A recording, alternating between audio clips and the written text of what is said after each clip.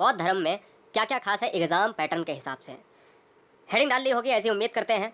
तो बौद्ध धर्म में सबसे पहले इसकी उत्पत्ति का विवरण देख लेते हैं कि प्राचीनतम धर्मों में से एक धर्म है बौद्ध धर्म। और बौद्ध धर्म के संस्थापक महान महात्मा गौतम बुद्ध जी माने जाते हैं। महात्मा बुद्ध का जन्म कपिलवस्तु के लुम्बिनी नामक ग्राम में हुआ था। अगर हम समय की बात करें तो 563 ईसा पूर्व समय माना जाता है। वर्तमान में कपिलवस्तु जो है वो नेपाल देश में है। पहले अखंड भारत कहलाता था। और अखंड भारत की बात की जाए तो दुनिया में इस समय बहुत सारे देश हैं। कपिलवस्तु इस समय कहाँ पर है? नेपाल में है। महात्मा बुद्ध गौतम बुद्ध की अगर बात करते हैं तो अभी हमने जब जैन धर्म को पढ़ाया था तो उसमें बताया था कि जैन धर्म में महात्मा जो महावीर स्वामी जी हैं 24वें तीर्थंकर, उनके पिता का नाम सिद्धार्थ हुआ करता था। यहाँ पर कुछ दोस्तों अलग है, क्योंकि यहाँ पर महात्मा बुद्ध का नाम ही सिद्धार्थ है। गौतम बुद्ध के पिता राजा शुद्धोधन, यानी यहाँ पर पिता आपको ध्यान देना है शुद्धोधन है, और माता महामाया। इनकी माता की मृत्यु के बाद इनका जो पालन पोषण हुआ इनकी माता गौतमी के द्वारा किया गया। गौतमी और महामाया यानी जो इनकी माता थी जो खत्म हुई थी, शुद्धोधन इनके पिता थे, माता इनकी महामाया थी और गौतमी इनकी मौसी थी, ऐसे समझिएगा। यानी महामाया और गौतमी आपस में सगी बहनें थीं। तो गौतम बुद्ध जी का जो पालन पोषण इनकी मातो रियल माँ जो थी वो जो है इनका देहांत हो गया था, और इनका जो पालन पोषण हुआ वो महामाया ने ना करके गौतमी ने किया जो इनकी मौसी थी। इसलिए गौतमी बुद्ध की मौसी और दत्तक माँ दोनों थीं, याद रखना है।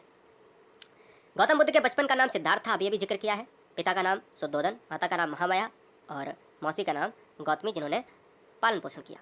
इनका विवाह 16 वर्ष की आयु में हो गया था। महात्मा बुद्ध की पत्नी का नाम यशोधरा और पुत्र का नाम राहुल था। यह पॉइंट तो छोटे छोटे पॉइंट हैं रेड कलर के एरिया में, ये आपको देखने होंगे, ठीक है। चलिए, बौद्ध धर्म की अगर बात करते हैं, गौतम बुद्ध की यहाँ पर चर्चा हो रही है। महात्मा बुद्ध ने 29 वर्ष की आयु में ही संसार में दुखों से मुक्ति और जीवन मरण के सत्य की खोज के लिए अपना ग्रह छोड़ दिया था। जिस समय ग्रह छोड़ा था उस समय रात्रि का पहर था। रात्रि प्रहर में राजपाट छोड़कर ग्रह त्याग कर दिया था। महात्मा बुद्ध द्वारा ग्रह त्याग किए जाने को महाविनिष्क्रमण कहा गया। इंपॉर्टेंट है महाविनिष्क्रमण, एग्जाम में 3 स्टार में नोट कीजिएगा। क्वेश्चन में आता है कि महात्मा बुद्ध के पहले उपदेश को क्या कहा जाता है, वो भी बताएंगे। महात्मा बुद्ध के पहले ज्ञान दिया था उसको यानी उपदेश को ही पूछा जाता है। महात्मा बुद्ध जब मरे थे यानी इनकी मृत्यु हुई तो उसको क्या कहा गया। महात्मा बुद्ध ने ग्रह त्यागा तो उसको क्या कहा गया। तो महात्मा बुद्ध ने जब ग्रह त्यागा था तो महाविनिष्क्रमण कहा गया।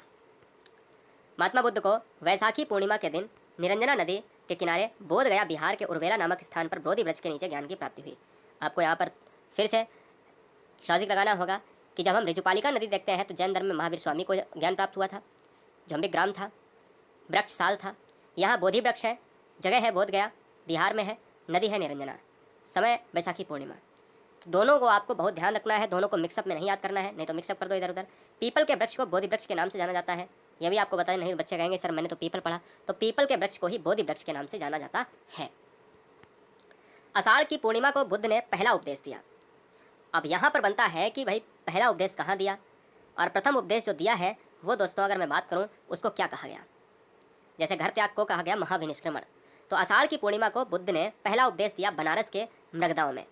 और ये बनारस का मृगदाओं जो इस समय है सारनाथ में है। तो पहला उपदेश जो है पूर्णिमा को दिया, और आषाढ़ की पूर्णिमा में पहला उपदेश देने वाले ये सारनाथ में। अब आपको एग्जाम में ऑप्शन सारनाथ मिलेगा। बुद्ध का प्रथम उपदेश बौद्ध परंपरा में धर्म चक्र परिवर्तन के नाम से जाना जाता है।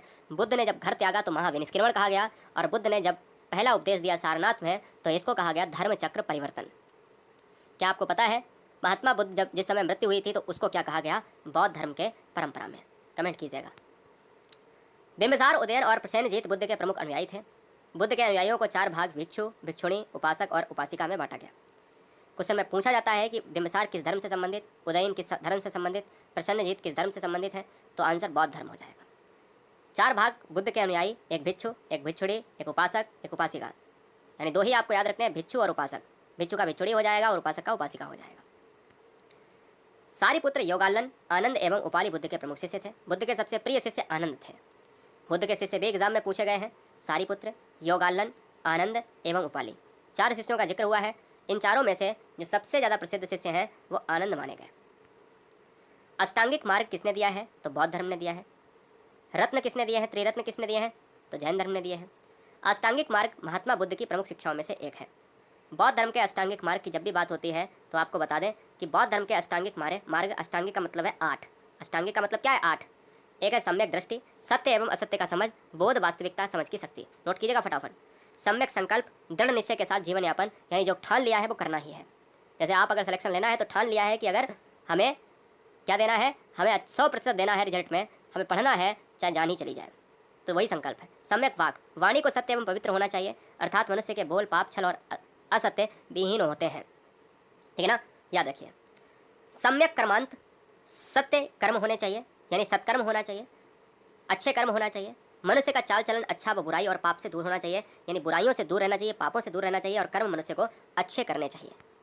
अष्टांगिक मार्ग में सम्यक आजीव, सम्यक आजीव का मतलब है कि न्यायपूर्ण जीवन यापन करना। किसी के साथ आप दुर्व्यवहार नहीं कर सकते, किसी के साथ आप छल नहीं कर सकते, या उसका हक मारकर जीवन यापन नहीं करना चाहिए, किसी का आप रुपए नहीं ले सकते। ठीक है, याद रखिए। सम्यक व्यायाम, शुभ विचारों की उत्पत्ति करना व पाप छल कपट से दूर रहना व गलत कर्मों के दुष्परिणाम को समझना। सम्यक स्मृति, चित्त एकाग्र एवं द्वेष रहित मन ही मन स्वयं को जान सकता है। गलत चीज़ों से आप अगर दूर रहते हैं तो यह बौद्ध धर्म के अष्टांगिक मार्गों से एक है। सम्यक समाधि, मन को एकाग्रचित होना चाहिए, मन भटकना नहीं चाहिए, मन शांत होना चाहिए।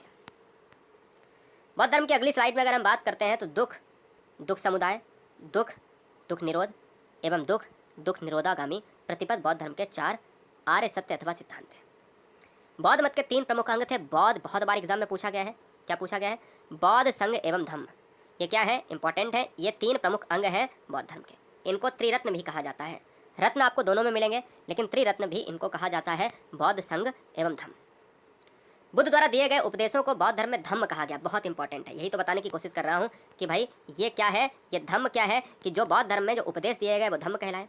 अब ये संघ क्या है, तो याद रखिएगा कि अगर मैं पूछता हूँ कि यहाँ पर तथा बौद्ध भिक्षु और भिक्षुणियों को संगठन को क्या कहा गया, जो संगठन था, तो ये कहा गया संघ कहा गया। बुद्ध आत्मा और ईश्वर के अस्तित्व में विश्वास नहीं रखते थे, बिल्कुल as a rule of Jain धर्म, जैनिज्म। परंतु जैन धर्म की ही भांति बौद्ध धर्म भी पुनर्जन्म में विश्वास करता था। जैन धर्म भी मानता था कि भाई ईश्वर का अस्तित्व नहीं है, जीवात्मा है, आत्मा ही सर्वोपरि है। जैन धर्म भी मानता है, बौद्ध धर्म भी मानता है, पुनर्जन्म में दोनों विश्वास करते हैं। इसलिए आपको दोनों पॉइंट को नोट कर लेना है। जैन धर्म की भांति बौद्ध धर्म भी 2 भागों में बटा। बौद्ध धर्म में 3 संप्रदाय। तो उस तरीके से अगर देखा जाए तो जैन धर्म श्वेतांबर और दिगंबर में, और ये भी 2 भागों में बटा था, लेकिन इसके 3 पार्ट माने जाते हैं। प्रमुख पार्ट तो हीनयान और महायान, लेकिन 3 संप्रदाय हीनयान, महायान और वज्रयान। हीनयान का अर्थ है निकृष्ट या निम्न मार्ग। हीनयान संप्रदाय के अनुयायी का मुख्य लक्ष्य बुद्धत्व न होकर अहर्त पद की प्राप्ति करना।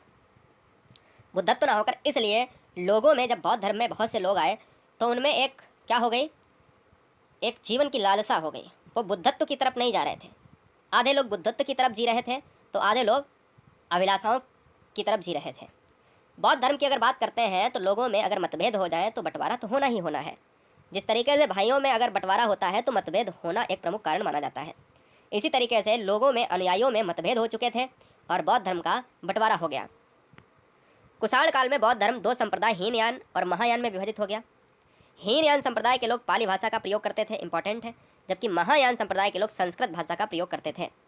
इस पॉइंट को कतई भी मिस नहीं किया जाए, इंपॉर्टेंट ही नहीं, very very most important point है। और हम उम्मीद करते हैं कि ये संस्कृत भाषा एग्जाम में कई बार पूछी गई है। महायान संप्रदाय के लोगों की भाषा क्या थी, तो ऑप्शन में संस्कृत भाषा। हीनयान संप्रदाय के लोगों की भाषा क्या थी, तो पाली भाषा। ठीक है, अब आता है सबसे उम्दा, सबसे बेहतरीन और लल्लन टॉप पॉइंट, बौद्ध संगति। अभी तक कुल कितनी बौद्ध संगति हुई है और उन बौद्ध संगति में कौन कौन राजा रहा है, बौद्ध संगति कहाँ हुई है, उनका अध्यक्ष कौन रहा है, उनका शासनकाल और शासक कौन रहा है, प्रशासक कौन रहा है। प्रथम बौद्ध संगति की अगर बात की जाए तो ये राजगृह में हुई, इंपॉर्टेंट है। समय 483 ईसा पूर्व। अध्यक्ष उस समय महाकश्यप था। यहाँ से 2 ही क्वेश्चन बनते हैं। प्रथम बौद्ध, देखिएगा जैन धर्म में 4 संगतियाँ हुई हैं, 1 2 3 4, और ये 4 संगतियों में आपको अध्यक्ष और राजा याद रखना है, उसकी जगह भी याद रखनी है। 3 तो बहुत ही इंपॉर्टेंट है कि स्थान राजगृह है, अध्यक्ष महाकश्यप है, शासनकाल अजातशत्रु का रहा है, और अजातशत्रु हर्यक वंश के काल का एक प्रमुख शासक रहा है, महान योद्धा रहा। प्रथम बौद्ध संगति राजगृह में हुई, अध्यक्ष महाकश्यप रहा, शासनकाल अजातशत्रु का था। बौद्ध संगति 4 हुई हैं, जिसमें पहली संगति के बारे में आपको बताया। इस संगति का उद्देश्य क्या था, बुद्ध के उपदेशों को 2 पिटक, विनय पिटक और सुत्त पिटक में संकलित किया गया। यह इंपॉर्टेंट है। तो पिटक, सुत्त पिटक और विनय पिटक 2 पिटकों में उल्लेखित किया गया। द्वितीय बौद्ध संगति की बात कर लें। स्थान वैशाली, समय 383 ईसा पूर्व। तुरंत लिखिए, अध्यक्ष सावक मीर, जिसको सर्वकामनी कहा गया। शासनकाल कालाशोक, शिशुनाग वंश का संस्थापक रहा है। उद्देश्य क्या था, अनुशासन को लेकर मतभेद के समाधान के लिए बौद्ध धर्म स्थापित एवं महासांगिक 2 भागों में बट गया।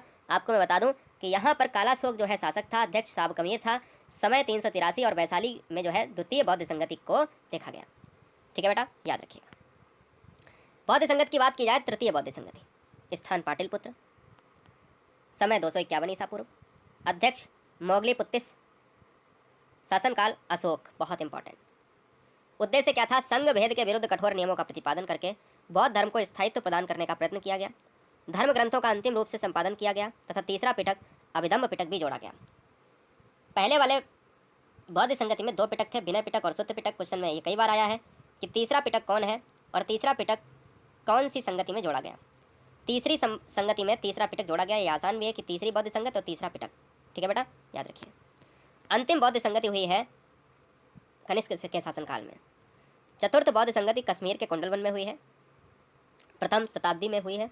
अध्यक्ष वसुमित्र रहा है, उपाध्यक्ष अश्वघोष रहा है। यहाँ पर अध्यक्ष उपाध्यक्ष दोनों आए हैं। शासनकाल कनिष्क रहा है, कुषाण वंश का एक महान शासक। उद्देश्य बौद्ध धर्म को 2 संप्रदाय, हीनयान और महायान में